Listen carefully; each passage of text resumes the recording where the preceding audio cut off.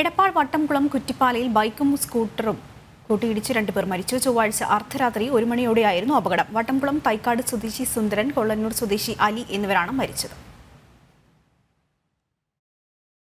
പുലർച്ചെ 2 മണിയോടെയായിരുന്നു അപകടം. സുന്ദരൻ ഓടിച്ച സ്കൂട്ടിയും അലിയുടെ ബൈക്കും കൂട്ടിയിടിക്കുകയായിരുന്നു.